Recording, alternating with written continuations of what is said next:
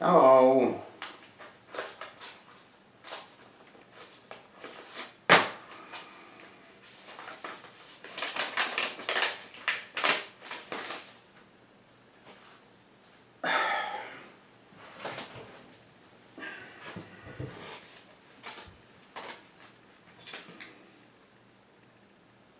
I know how to add and subtract, thank you. You made such a bed about...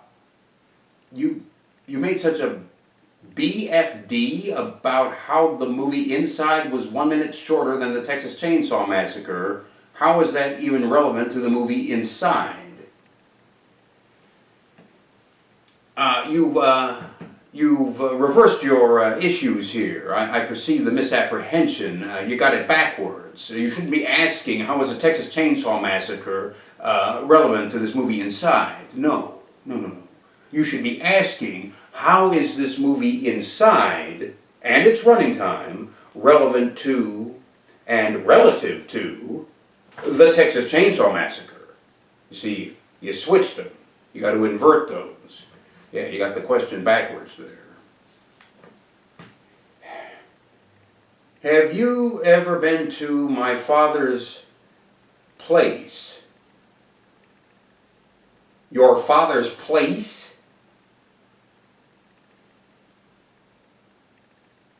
Oh, you mean that kind of rundown, derelict restaurant across the street from the homeless shelter where you see all everybody lining up night after night?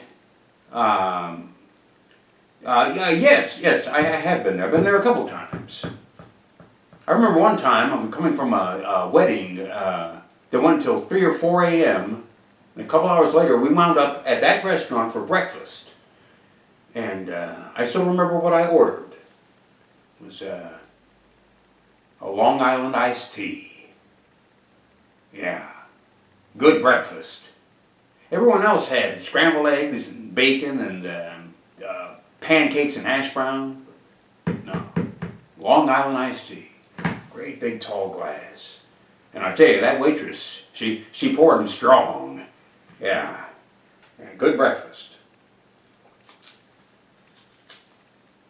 If you hate doing these Q&As so much, why do you keep doing them? BTW, these Q&As are why I stopped watching KFUX. So long, it's been good to know ya. So long, it's been good to know ya. Well, I guess you won't be sticking around for the answer to your question, but here it is. I keep doing these because I told you that I would. I said that I would. And when I say that I'm going to do something, I damn well do it. I do not believe in starting something and not finishing it. If I begin something, I am by God going to see it through to the end. To see to it that it's complete. Completed and complete. How many of you can even come close to claiming the same thing? I always finish what I start. Always. When I said ripped, I didn't mean clothing, I meant shredded, like jacked or buffed. I heard that when you take your shirt off, you've got six-pack abs.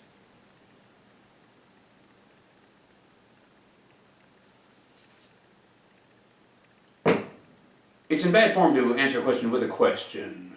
Although in this case it's going to be a rhetorical question. When would you, or any of you, from whom you've heard anything, when would any of you ever have had occasion to see me with my shirt off? Ever? And the answer, of course, is never. Never. Not at the beach, not on a river trip, not on a rafting trip, not in a swimming pool, not even in a sauna. Never.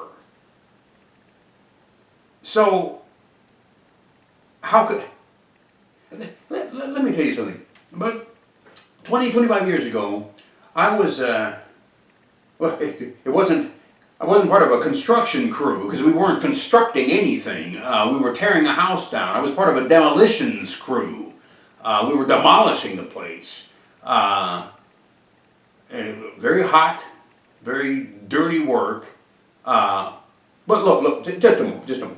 In the broader sense, here, I'm going to make 100 million little piggy boys out there burst into tears because I'm going to be giving away some closely guarded secret of pseudo-masculinity. You know when you're passing by a construction site and you have all of those filthy alpha male, alpha dog, broski piglets up there on the scaffolding, jeering and making comments at all the pedestrians and all the bystanders, and blowing whistles and catcalls and wolf sounds at all the women that are passing by.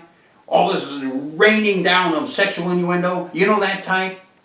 All right. You ever noticed that every last one of them is stripped to the waist? And then some. They all bare-chested. They all have their shirts off. Ostensibly because it's so hot outside and they're working so hard. When in fact, the real reason that they're doing that is that in some machismo-tainted, testosterone-addled delusion of animal magnetism, they actually believe, they're actually up there laboring under the misconception that this is somehow attractive, that this looks good. They're a bunch of manly men, and the girls are down there swooning.